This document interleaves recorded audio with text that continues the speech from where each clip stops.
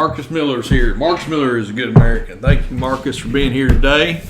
And sorry that I'm about 3 minutes late starting, boys. I'm trying to do better about that. I'm trying to get this thing going on time, but sometimes I'm trying to knock down computer pages and everything else. So Rob Liebern's here. Rob's a good American. Adam Craig is here. Adam's a good American. Jim Wilcox is now on here. Jim Wilcox is questionable as to whether he's a good American or not.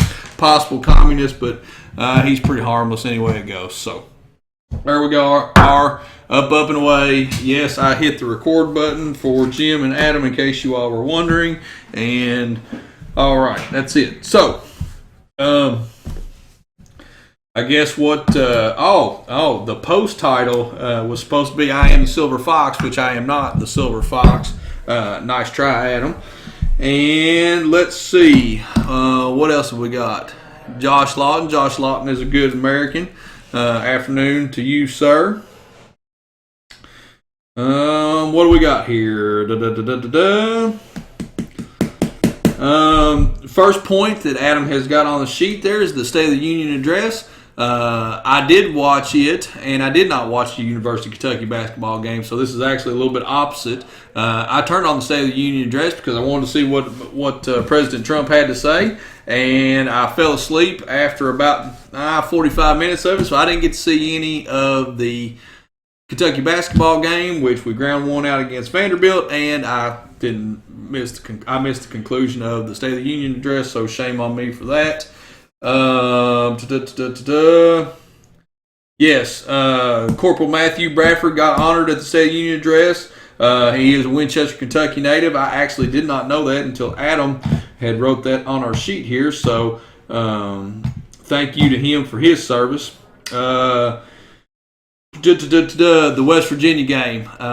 We beat the damn West Virginia Mountaineers. Thank goodness for that. I know that Morgantown will not be the same, but there you go. Today we're giving away a bottle of Power Shot on the show. Nathan Snyder is here. Nathan is a good American. Bill Fallister is here. He is a great American. But yes, we are giving away a bottle of Power Shot on the show. So, going to talk about some of the stuff we got going on at the shop right now. Diana, our pulling truck, we're getting dangerously close on it. We got axles in, capped off, wheels are going on today. I think JT is out there actually right now tweaking around on some air pressures. I have got my Valley Charger in on the 6.7 project that I'm working on.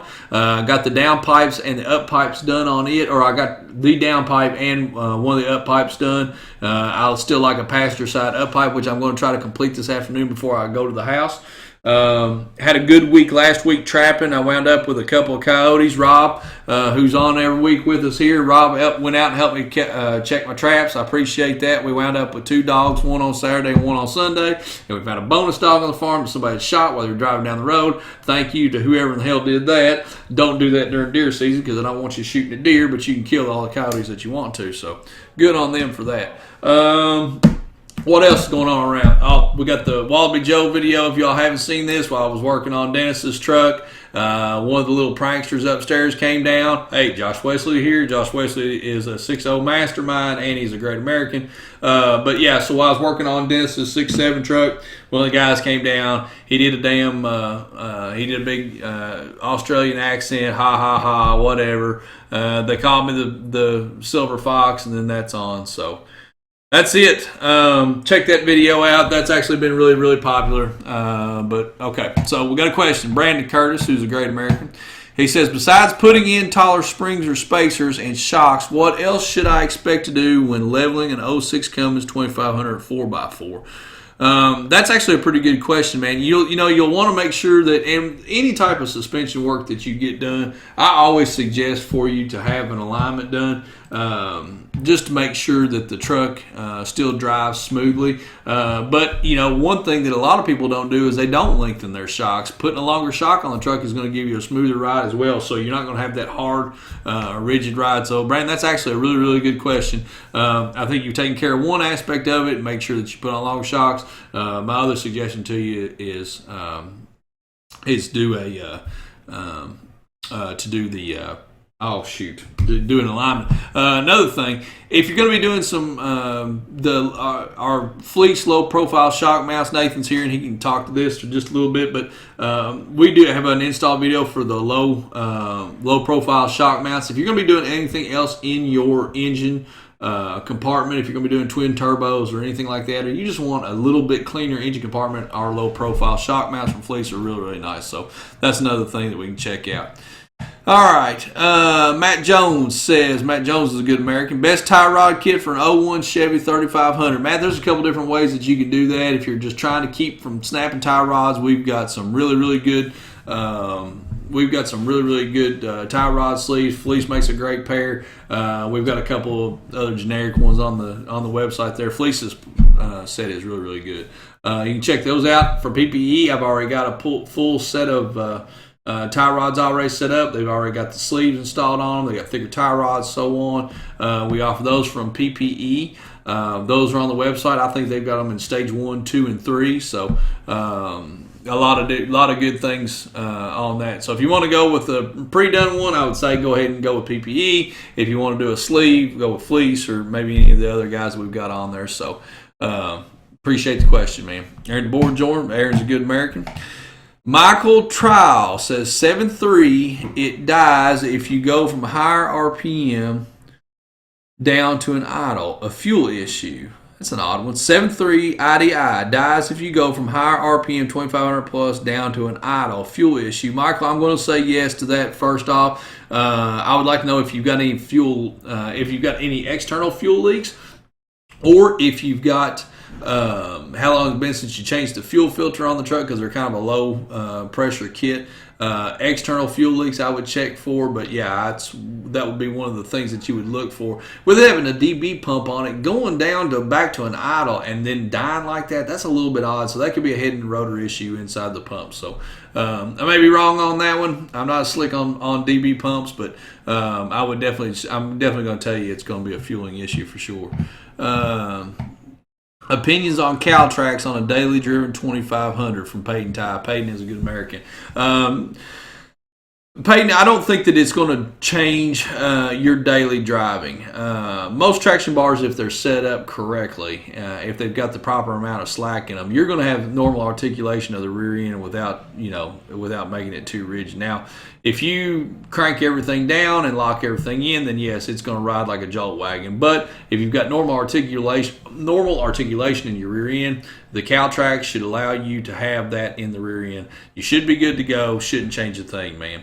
End links for an 03 F250 four-wheel drive. Do you all carry them? If you're talking about sway bar end links, Donovan, I don't know that we've got 4 ones. I know that we've got Dodge ones. You can give us a call. We'll try to find you something, man. Trev Burke just joined. Trev is a damn good American. Thanks, Trev. Come see us, man. Trevor and Amanda Tapia. Sorry if I messed up your last name, folks.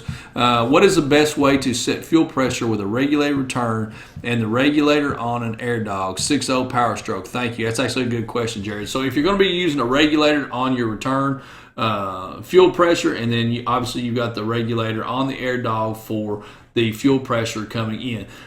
Or the supply pressure. So set your regulated return at what you're wanting the fuel pressure to be at that point.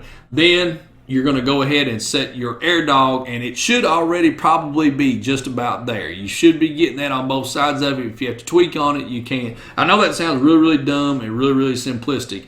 As far as checking the fuel pressure on the regulated return, I don't know why, but I'm not 100% positive. But I think most of the fuel pressure regulators that they use for that kit have a fuel pressure port in them. So you would check it both sides. You always want to maintain the delivery pressure that is suggested to you. So if the truck calls for 55 PSI, then you've got to maintain the 55 PSI at the front side of that, so at the delivery pressure. So don't ever take your delivery pressure for granted. If you're tweaking around on the 65 on the regulated side, you say, well, I've got to have that on the front side. Don't take it for granted. Make sure that you check both sides and get it dialed in for you, man. Somebody's got a different way to do that, please jump in there and tell them so. My 99 Dodge Cummins 5-speed is slow. What should be the upgrades? Would like to use for towing, but it's a daily driver and would love more power. All stock, just got a 5-inch straight back and a Smarty. The Smarty is a really good stepping stone for you, Nick. Appreciate the question, man. So you're probably getting, what, 65, 85 horsepower at the rear wheels from that. You've got your stock turbo on there. So you're really in a good position right there. If you're wanting to go a little bit farther than what the Smarty actually is going to give you, you could go with a light set of injectors at this time. You could drop in like a 50, 75 horsepower set of injectors in there. That with your stock turbo, that's going to be a pretty good upgrade that you're going to have. You're probably going to have enough air to be able to clean that up. But anything above that, you're going to have to do a larger turbo. A couple of different options on there. We've got tons of different options from like 62 millimeter turbo on up. 62 mil, 58 to 62 mil being kind of that stock sizing that you're wanting to look for. You're going to be towing, so you're going to want to have something that's going to spool quick, and you don't want to go too far on your fueling because you don't want to get too high EGTs. There's a couple different aspects to that, man. That's a really good question, Nick. I hope that I helped. And don't take for granted that you could have a fueling issue. If the truck is a real dog, it shouldn't be. I mean, the truck should be making a couple hundred horsepower, so even towing a pretty good load, it should feel normal, for lack of a better word, brother. But give me a call if you need to. I'll be glad to help you. Dylan Pachetti. Dylan was on the show last week. He's a great American. What's your thoughts on an oil crossover on an 0173 and what does it help with? Dylan, I don't know that... I don't know that it really does a lot. The way the delivery system on it is now, I think that the rails will recover the best they can given what they've got. Now, the crossover may help with recovery if you've got very aggressive tuning and whatnot. It can't help anything. Anything that's going to help oil supply is going to be a good thing. So, yes, is it going to be something that you doing an oil crossover line? Is it going to be something that you're going to be able to run huge injectors with? No, it's not. So don't have unrealistic expectations of it. Thank you for your question. Chris Snyder, what is a high mileage range for a 7.3? I don't think that there is, Chris. It just depends on how the previous owner is taking care of the truck. If he's not changed the oil, then 80,000 miles is going to be high mileage if he's running like an idiot. If he's meticulous about changing his oil, if he's drove like a good American, the truck's good for 300, 400, 500,000 miles. So maintenance is a key, how you drive it, and don't be an idiot. So if it, just... Hey, if it's a 01 truck and you open up the hood and it looks like they armor all the intake, probably get a pretty good chance they took good care of it, man. So good luck in that.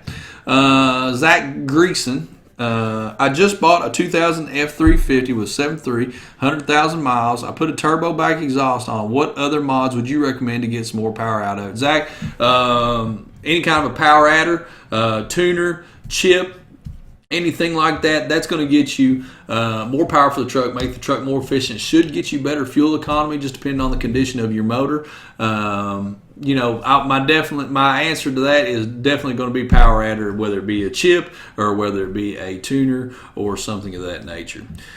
Casey Myers says, can you get 550 horsepower out of a stock 02 24 valve VP44? Casey, that's a very good question. It's all going to depend on what turbo that you're going to run. It's also going to be depending on what injectors that you're running in the truck. You're going to have to run a pretty daggone big injector, 150 horsepower and better, and then a turbo to support that 62 to 64 millimeter. So is it doable? Yes, it's doable. Is it something that's going to be hard on the truck? It just depends on the condition of the VP44 that you use there too. Excuse me. And then Adam said, "Hey, knuckle dragger, stop hitting the desk." Adam, shut up.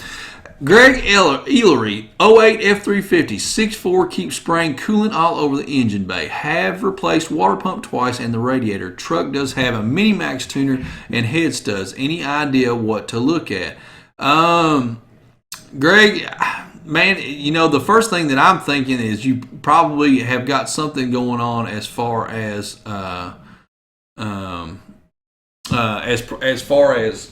shoot, I don't know what I'm thinking about. Not blow by, but pressure in your coolant bottle and your degas bottle, which could be a sign of maybe an EGR cooler failing on you, or possibly a head gasket or something of that nature. You were going to want to attack that as it's something serious. If you're getting spray underneath of the hood, So you're going to want to attack it. So first thing that I'm going to suggest that you do, start the truck, run it, drive it, get it up to operating temperature. When you get to operating temperature, grab the upper radiator hose of the truck after 3 or 4 hours, couple of hours, grab the upper radiator hose and see if the upper radiator hose is still holding pressure. If it's still holding pressure, then you've got combustion making its way into the coolant. Into your coolant system. That can be happening at the EGR. That can be happening at the EGR coolers. It could be happening, the EGR coolers at the head gasket. Good luck with that. Make sure that you check your cap on the degas bottle too. That could be another thing. You might not be getting relief on the bottle. Brandon Curtis says Lay's has the best chips on the market. I don't know if they're better than Grippos. Surreal Macaud, sorry if I messed your name up, bud. I have an 03 Cummins with the AFE cold air intake, a 5-inch straight pipe, and an old triple dog tuner. What is the very best tuner do you recommend? Thanks in advance. I mention I also have water methanol injection kit. Good for you. That's you don't hear very many people that have still got the triple dog tuner in it. It's the old white label tuner, I'm sure. So that is a good tuner, and that's good tuning. If you're wanting to go farther than that, man, what you're really probably going to need to do is think about doing some custom tuning like HP tuners or possibly MM3 from Smarty. MM3 from Smarty is probably going to be the most accessible for you right now. How much farther are you actually going to be able to go in tuning horsepower-wise? With the water methanol, if you get in bed with a custom tuner, they can write you a tune that'll smooth out with your methanol. It might get you a little bit better number on that. So I'm going to suggest to you do MM3. So we'll be glad to help you with any of that. Let's see. Willie Robertson says, called multiple times and message, can't get any help. Willie, if you called and left a message on my phone and I missed it, I apologize, man. I've been out in the shop this week and it's been wild. Shoot us a message on here, and as soon as I get done with Q&A today, I will give you a call. Again, I apologize, man. Sometimes it's wild around here. Kevin Robinson just joined. Kevin is a good American, and we appreciate him being here now. So we're going to talk about sales real quick. We've got 25% off all of our apparel right now. That's one of Adam's deals. There's going to be a link in the bio on this. We're going to have a Valentine's Day sale that is going to run Valentine's Day only. It is going to be a very good sale. I'll leave all the details of it under wraps, but again, that'll be Valentine's Day only, February 14th. Guys, if you all didn't know that, February 14th is Valentine's Day. If you got a significant other, I would suggest getting her something. If you don't have a significant other, get yourself a significant other for the time being. All right. Ryan Husted just joined, and Ryan is a good American. Adam just posted up a link to the apparel sale. Most of our apparel, I think, is in stock right now. Adam can tell you a little bit more about that. I know that we've got sweatshirts. I know that we've got hats. I don't know what our stock levels are on T-shirts. I would think that it's pretty good. Willie, I promise you, as soon as I get off here, your first phone call I'm making. Trevor Noziak says, I have 01 Duramax. It feels like the TC is unlocking under load at interstate speeds intermittently. Do I need a new torque converter, or could it be due to low pressure? I have 240,000. Trevor, that's a very good question. Tell everybody on here almost every week, automatic transmissions are not my strong suit, but I will tell you that it does sound like that you've got a pressure issue. I would think that something's probably going on in your valve body that is allowing the torque converter to unlock. I don't know if you've got EFI Live tuning on the truck or not. If you do have EFI Live, the first thing that we would do there is we would want to drive the truck, get a log of it, figure out what's going on. We would be glad to help you with that if you want to send us the logs on it or something of that nature. We offer all transmission parts that we can help you with transmission parts in that as well. I can't talk today. Like this duck right here is talking better than I am. So, but yes, we offer the hardware. We can get you the trans tuning. We can get you whatever you need, man. So give us a call. Hello, Sean. I see you out there. It's going pretty good. Sean is a good American. He's got his truck back, and he's very thankful for that. And I'm thankful to see he's got it back. And Jaron Holder did the job for him. Jaron did a hell of a job, and he always does. Casey Myers, what is a good tuner for an 02 Cummins? Casey, You know, if you're just wanting light horsepower, back to your first question there, Edge EZ is a really, really good one. That's a module. It goes in under the hood. It's 65 horsepower. I think that you said you had a Smarty, maybe not. Smarty is a very good one if you're wanting light horsepower. The cool thing about the Smarty is you have the ability to read and clear diagnostic codes. You can change through multiple tunes, whatever. We have Super Chips makes a good tuner for them. So there's a couple of different options out there, but the number one thing that you want to do, VP44 guys, if you're doing performance mods, make sure that you upgrade your lift pump right out of the gate. First thing, make sure you got an upgraded lift pump, then you can go forward with your performance modifications.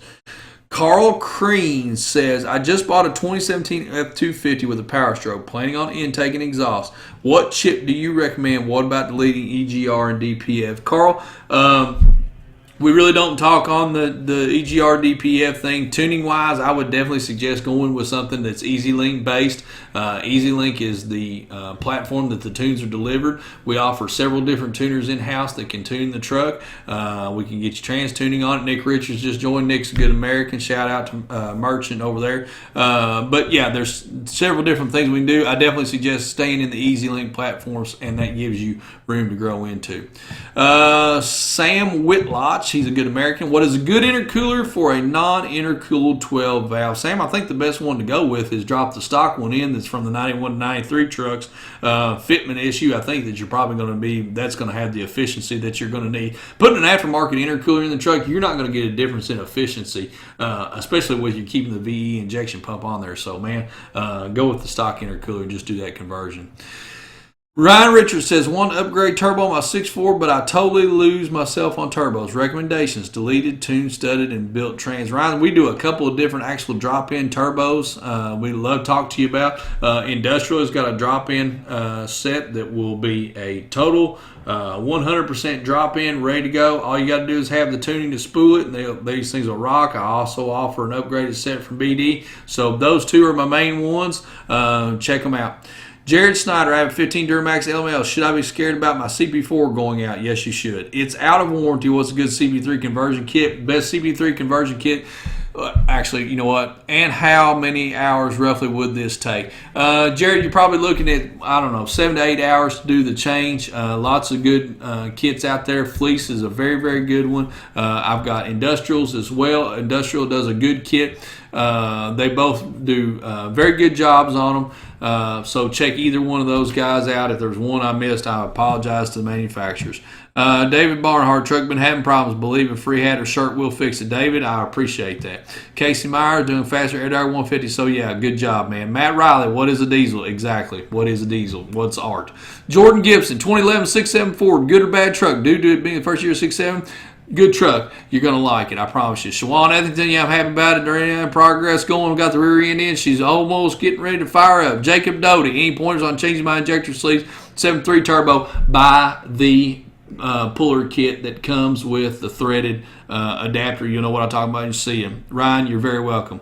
Sam, you're going to be the last question I take today. Sam Whitlock, I need a different core support radiator water neck to get the small stock first-gen intercooler pit. Yeah, I think that there's quite a bit to that. But even if you, Sam, even if you do, Jordan, you're very welcome.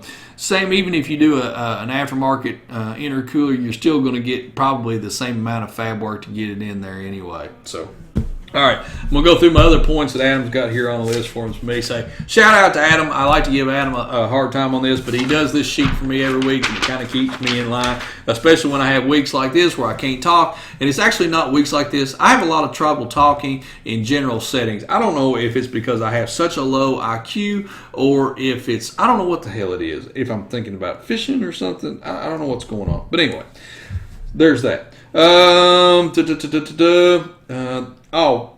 Adam's got a note on here that says there's going to be a flash sale. I don't know what he's talking about by that, but apparently there's going to be a flash sale on Valentine's Day too. I was told that it was going to be for the entire Valentine's Day. Maybe I'm right, maybe I'm wrong, who knows. On this video, if you guys would, please click the live notification so you all get a notification. You know when I'm on TV and you can watch me. Or watch me fumble around for my words.